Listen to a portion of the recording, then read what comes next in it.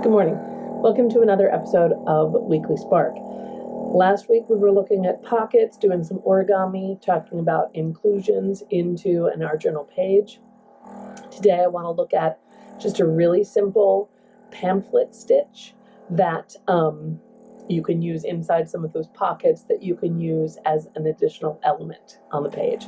Or you could just make these on their own. You could make a tiny little book and do artwork inside, mini collages inside. So really simple. You are going to need a couple materials that maybe aren't always in your art journaling supply box, but I'll turn the camera around and I'll explain everything. Hang on. So for additional materials, I have a piece of paper here that was a scrap I thought was interesting, and it's 5 1/4 by 3. Okay. And I cut down some scrap paper, 5 by 3, to be the insert pages. 4 of them, simple, nothing complicated, nothing fancy. I have a scrap here, which is the same height as my pages. So I'm going to use that to make a jig for punching the holes. And I guess the important stuff is that I have some thread and a needle. So you've got some wiggle room here. This has a large eye and a rather sharp tip. I usually use a tapestry needle, which has a large eye and a larger eye and a blunt tip. The blunt tip is nice because it's not likely to poke holes or tear through your paper, right? We're going to poke the holes where we want them, specifically, with an awl, okay? And I'm using wax linen thread. If you don't have this, I pulled out some hemp in some really pretty colors. It's pretty fine. It's a really thin gauge, so that would be nice. You could use a embroidery floss, or even like button or carpet thread, something stronger than your regular cotton thread. So we've got some wiggle room there, and you'll see it is a very simple stitch and it goes very quickly. First things first, let's kind of assemble the book, and I did already fold, but I will crease my spine of my little booklet. If you don't have a bone folder, a back of the spoon works really well. Smooth, won't catch on the paper, but gives it a nice firm crease. Okay. And since they're just 4 pages, I'm just going to fold them and crease them too. If you start to do a lot of pages, then the thickness of the paper, where it's folded, you can see here, they don't line up perfectly. There's a little bit of creep because of the fold and the thickness of the paper. So, play that by ear, trim that if you have to. We're not getting too terribly technical. You could call this a signature if you wanted to, since that is traditional book arts lingo. But it's going to just go there and give me a cute little booklet, right? Right. Now, it's showing a little bit there, so I could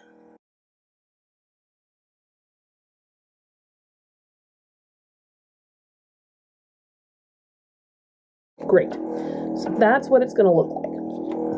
Okay, now, stitching. I'm going to make the jig to punch the holes just because I want them to be lined up and spaced correctly. So this piece, like I said, was as tall as my pages, 3 inches. I'm going to fold it long ways down the center. You don't need to make any of these pencil marks. I'm simply doing it so things will show up a little better on the video for you. Now I'm also going to fold the midway point. So that'll be my center hole. And this guy's little. I think 3 holes is going to be plenty. So that was the bottom edge up to the center. And I'm flipping that around to do the other end up to the center as well. So that just gives me 3 evenly spaced holes. I'm going to line everything up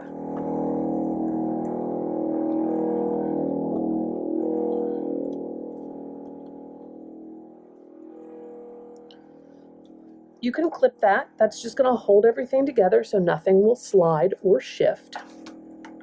If I'm doing a lot of this, I'll use an old magazine and even open up the magazine and press into the center fold. But for this just a few pages, I'm going to go ahead and just use my healing mat, my cutting mat.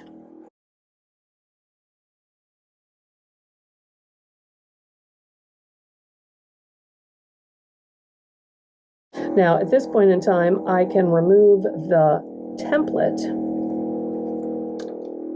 but I am going to keep the pages clipped so that nothing shifts when I'm sewing.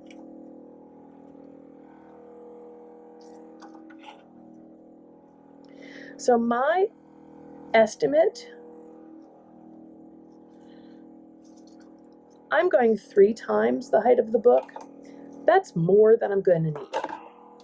It gives me some extra to play with, to maybe add some beads or embellish.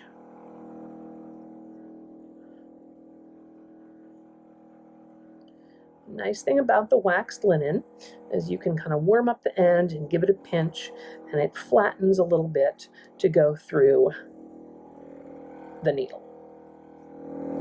Okay. So I'm going to start on the outside, and I'm going to go into the center of the book in the middle hole. I'm going to hold on to that 1.5 to 2 inches for sure. So now, doesn't matter which way I go, I'm going to go up to the top hole and go out to the outside of the book.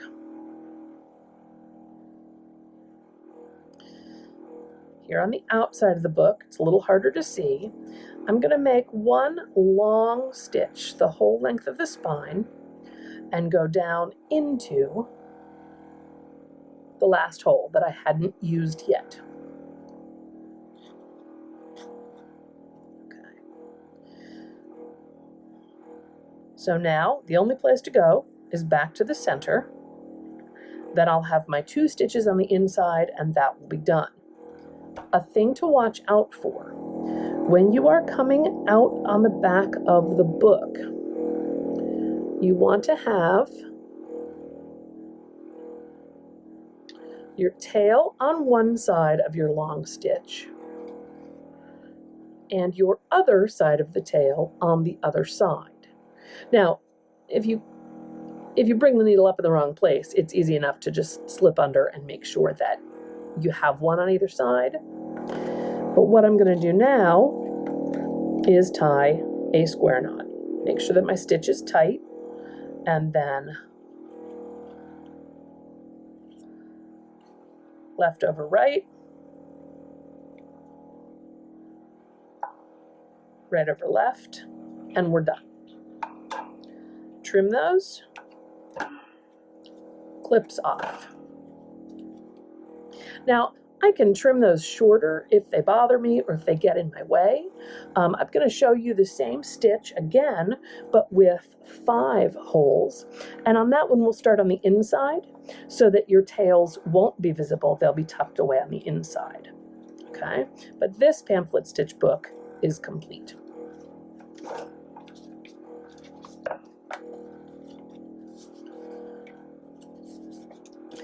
So I have 2 different kinds of paper, just because that's the scrap I had. Thought that might be fun. And so I alternated marble, heavy, marble, heavy, marble. I'll add one more marble there just because I have it.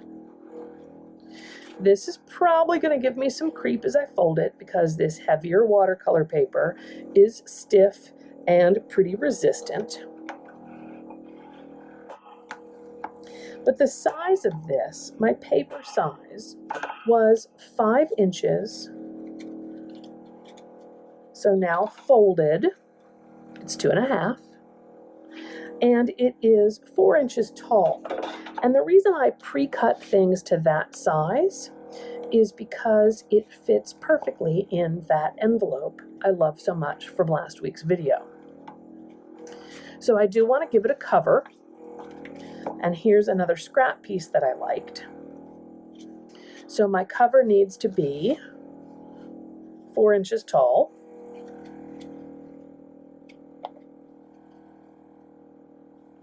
It's like 4 1/4. So I've got like a tiny bit on either end. That's great. Totally cool with that.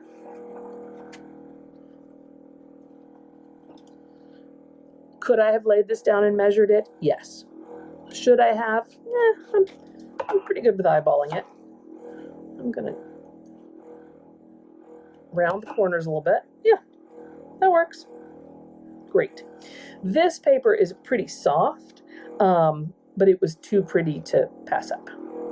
All right, so let's make a whole template for this book. Again, my scrap piece of paper is the same height as my pages. And the first thing that I'm going to do is crease down the center, what will be the spine of the book. Folding in half for the midpoint. I'm going to bring the bottom up to the midpoint. And then bring the bottom up again.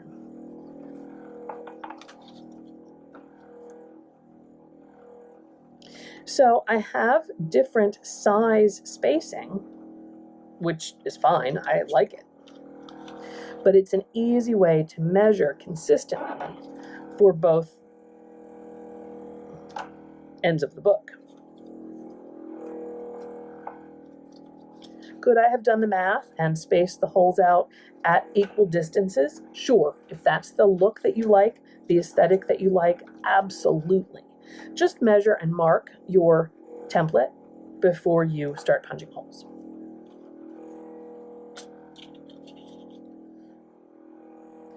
I'm going to line this up and make sure that it's lined up with the paper.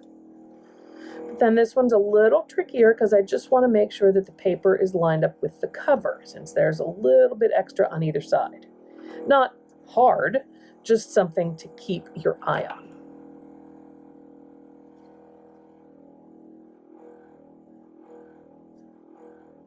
Okay, great. So I had mentioned poking holes using an old book. I have a great set of these science encyclopedias that were gifted to me from 1961, and I love finding different collage fodder inside. But in this case, I'm just going to open it up basically into the middle and use this crease here, this valley, to kind of nestle my book before I punch the holes. I also know that if I poke through and poke the surface of this book, no harm.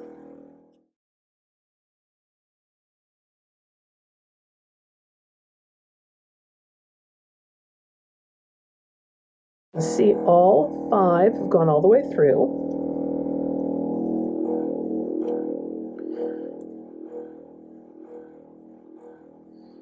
So there, I've removed my template.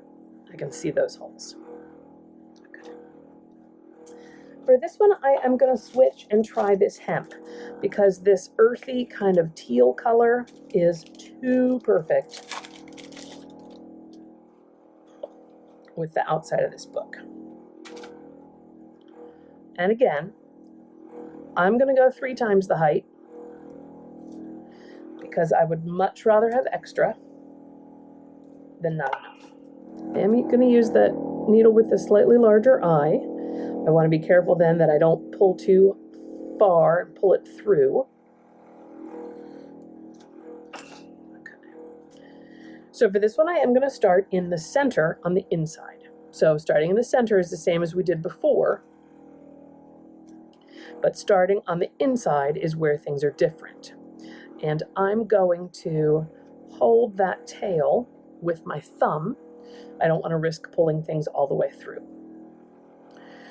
So for my first stitch, I'm on the outside of the book, and it doesn't matter which direction you go in because you're going to fill every spot eventually. So I'm just going to stitch up to the next hole.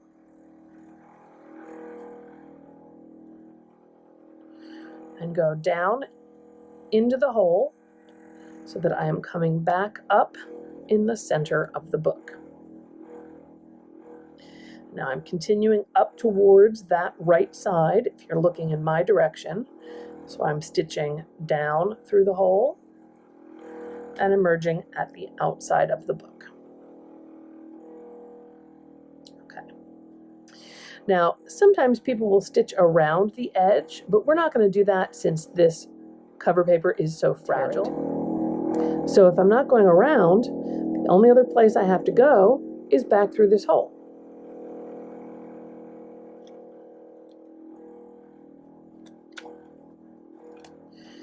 Looking at the inside, I've already done that stitch, so the only other option is to go back through the center.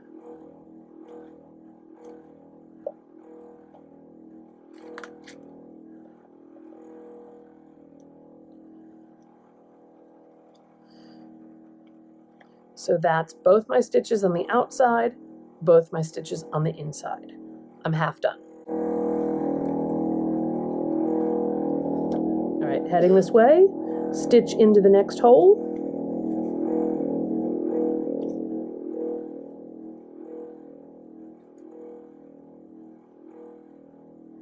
Continue the direction I'm heading towards the edge of the book. Okay. On the outside, we're not going around the end, so the only place I have left to go is there. That'll complete all my stitches on the outside of the book.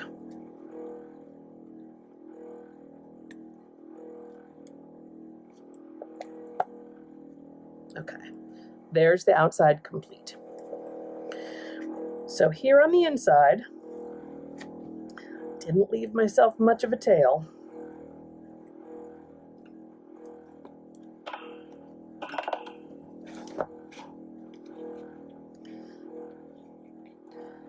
I'm going to tie a square knot, left over right, kind of line it up in the very, very center. It's very short.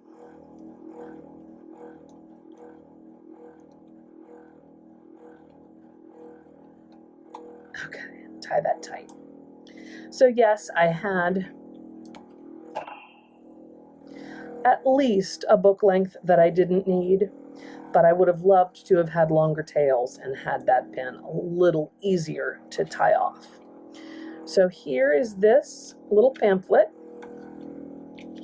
simple stitch, and that, here, let me do it, I'll show you the green one so it shows up better. Oh yeah, that is wicked cool. So little pamphlet stitches, whether it's 3-stitch, here's a different example, just a couple pieces of paper, this nice decorative paper, this was a 3-hole,